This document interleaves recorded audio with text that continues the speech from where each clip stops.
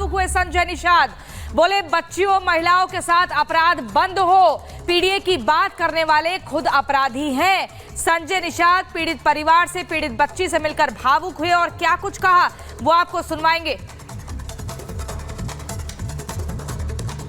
आज मैं सदन में आवाज़ उठाया, मैं मुख्यमंत्री जी को धन्यवाद दूंगा कि उन्होंने मेरी आवाज़ को सदन में इस ढंग से उठाया और कार्रवाई की। वो लोग जेल गए और आज उनके ऊपर और कार्रवाई हुई।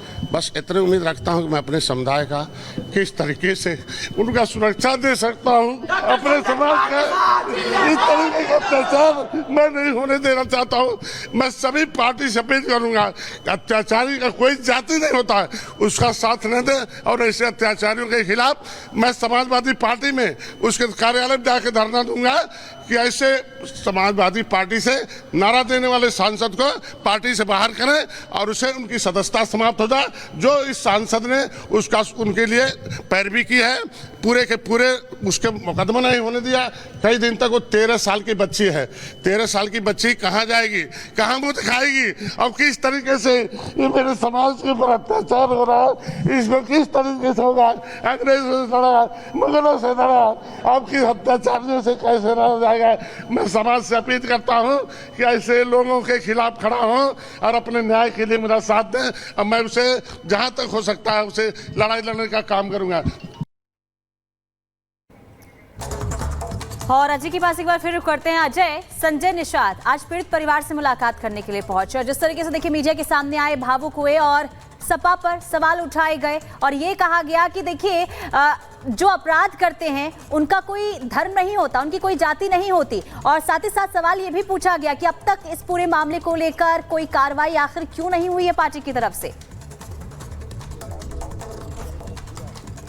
देखिए, निषाद समाज से वो लड़की आती है। निषाद समाज के लोग लगातार इस पूरे मामले को शुरुआत में आंदोलन करके उठाने वाले निषाद समाज के ही लोग थे। निषाद समाज के जो जिले के मुखिया हैं उन लोगों ने इस बात को सबसे पहले उठाया, विधायक तक भी लेकर गए, थानों पर दबाव बनाया और ये पूरी कार्रवाई देखने को मिली। अब आज संजय निषाद पहुंचे। अब से कुछ देर पहले बहुजन समाजवादी पार्टी के जो प्रदेश के अध्यक्ष हैं वो भी जाते हुए दिखाई दिए थे।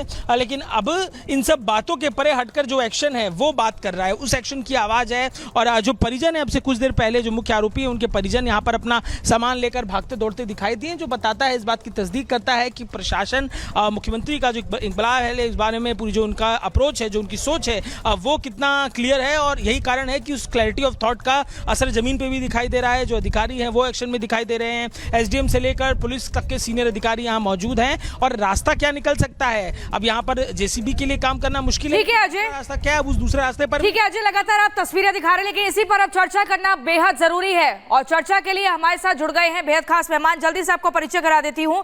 हमारे साथ है आचार्य शैलेश तिवारी जी, जो कि हिंदू धर्म गुरु हैं। हमारे साथ है आचार्य राज मिश्रा जी, हिंदू धर्म गुरु। और हमारे साथ है दीपक रंजन, जो कि समाजवादी पार्टी के प्रवक्ता हैं। दीपक रंजन जी, सबसे पहले सवाल आप ही से हम करना चाहेंगे। ये मोहम्मद राशिद और सपा नेता जय सिंह राणा अस्पताल में क्या करने गए थे? एक तो पीड़ित बच्ची का वहां इलाज चल रहा है और उसको धमकाया जा रहा है कि आप इस केस को वापस लीजिए, आप बयान बदल दीजिए। एक तो आप चोरी करते हैं और फिर सीना जोरी करते हैं। आपकी पार्टी के मुखिया चुप्पी साधे हुए हैं, वहां के सांसद दरवाजा नहीं खोल रहे हैं घर का, और आप परिवार को धमकाने अस्पताल तक पहुंच गए। देखिए, समाजवादी पार्टी किसी ऐसे व्यक्ति का, चाहे वो समाजवादी पार्टी से जुड़ा हो या जहां पर भी रहा हो, उसका कभी किसी उसका पक्ष नहीं लेती है। और ये कानून के दायरे में, कानून को जो भी कार्रवाई करनी होगी, कानून कार्रवाई करेगा। हमारा देश, देखिए, देश और संविधान से चलता है। अगर कानून को दंडित करता है, मैं तो समझता हूँ पिछले 7 साढ़े 7 साल से उत्तर प्रदेश में भारतीय जनता पार्टी की सरकार है। आज भारतीय जनता पार्टी की सरकार में लॉ एंड ऑर्डर पूरी तरीके से चरमरा चुका है। और देखिए, बात बुलडोज कार्रवाई करने की है। अब भारतीय जनता पार्टी में देखिए, हमारी पहलवान बेटी नहीं, समाजवादी पार्टी के ये समझ पा रही है जो संजय निषाद कह रहे थे कि वो 12 साल की बच्ची, नाबालिग बच्ची जिसके साथ गैंगरेप हुआ, उसकी पूरी जिंदगी कैसे निकलेगी? अब उसी दफ्तर के बाहर धरना करेंगे वो। देखिए, आज जिसको बुलडोज करने की कार्रवाई चल रही है उसको अवैध ठहराया जा रहा है। ये बिल्डिंग अवैध थी। मैं तो बार बार कह रहा हूँ, पिछले 7.5 साल से भारतीय जनता पार्टी की सरकार है, इनको नहीं दिखा कि ये बिल्डिंग जो है ये अवैध थी। उस टाइम उन्होंने कोई कार्रवाई क्यों नहीं की? और रहा सवाल, देखिए, हमारी बहन बेटियां जिन्होंने देश का सम्मान बढ़ाने का काम किया, इतने दिनों से, महीनों को जो है जंतर मंतर पे एक भारतीय जनता पार्टी को उस टाइम के वर्तमान के सांसद रहे, आज के टाइम में पूर्व सांसद हैं, उनके खिलाफ आवाज उठाती रही भारतीय जनता पार्टी की सरकार। दीपक रंजन जी, बताइए, आपकी पार्टी के मुखिया क्यों नहीं बोल रहे हैं? चुप्पी क्यों साधे हुए हैं? अवधेश प्रसाद क्यों नहीं आ रहे हैं आगे? देखिए, आज जो चीज कानून के दायरे में है, कानून अपनी कार्रवाई कर रही है, उसमें तो देखिए किसी फैसले का कोई अधिकार नहीं है। आज डिबेट में भी मुझसे ये कहा गया था। चलिए आपके पास वापस लौटेंगे, हमारे साथ आचार्य मिश्रा जी भी जुड़े हुए हैं। क्या कैसे देखा जाए, क्योंकि देखिए जब ये अपराध हुआ है, अयोध्या में ये अपराध हुआ, ना समाजवादी पार्टी से अखिलेश यादव अब तक सामने आए हैं, जो सांसद हैं वहां के वो भी कुछ भी बोलने से बचते हुए नजर आए। उन्होंने साफ तौर पर ये कहा है कि मैं जाऊंगा अयोध्या, इसके बाद जानकारी लूंगा, इसके बाद बयान दूंगा। कैसे देखा जाए? देखिए, एक बात बड़ा समझने वाला है। एक तो भगवान राम की वो अयोध्या, जिन्होंने कहा श्री रामचरितमानस में कि जननी सम जानहि पर नारी और धन पराव निस्ते भारी, जिन्होंने कहा कि दूसरे की स्त्री को जो आपसे बड़ी है उसको माता के सदृश देखा जाए और छोटी है उसको बहन के सदृश, बेटी के सदृश देखा जाए। उस अयोध्या को इन लोगों ने कलंकित कर दिया। यह दुर्भाग्यपूर्ण रहा अयोध्या का कि इनके पार्टी का सांसद चुन करके आया और उस भगवान राम की अयोध्या को कलंकित करने का इन लोगों ने काम किया है। अब दूसरी बात मुझे समझ नहीं आती है, वही राहुल गांधी, वही अखिलेश यादव, वही उनके सांसद जिनको अयोध्या में अगर छोटा सा रोड में गड्ढा हो जाए, हल्का सा कहीं गड्ढा हो जाए जिसमें साइकिल या गाड़ी चलने में दिक्कत हो, तो वो गड्ढा इनको बड़ा बड़ा दिखता है और उसको चाहे वो संसद भवन की बात की जाए, चाहे मीडिया के सामने बात की जाए और चाहे इनका जो सोशल मीडिया प्लेटफॉर्म उस पर खूब दबा करके फैलाया जाता है, दबा करके चिल्लाया जाता है।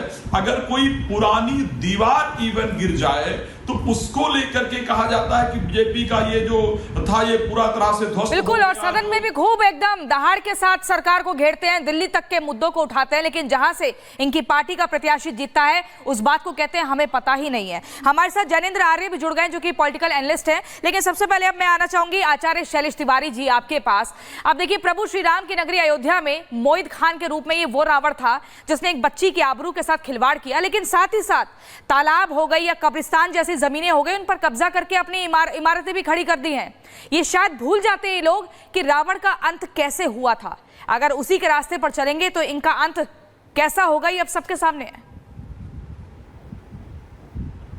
देखिए बहन, नारी के सम्मान के लिए महाभारत जैसा युद्ध हुआ, नारी के सम्मान के रावण का लंका का दहन हुआ और रावण जैसा आतताई का अंत किया गया।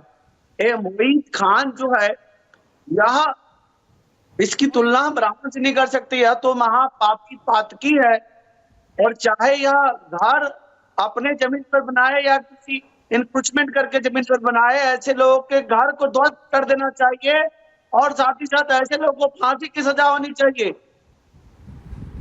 देखिए, हर देवी का सम्मान है और इस सम्मान का जिस तरह अपमान किया है, जिस तरह से नारी तु नारायणी हमारे सनातन धर्म में, हमारे भारत भूमि में शुरू से देवी की पूजा की जाती है और एक लड़की।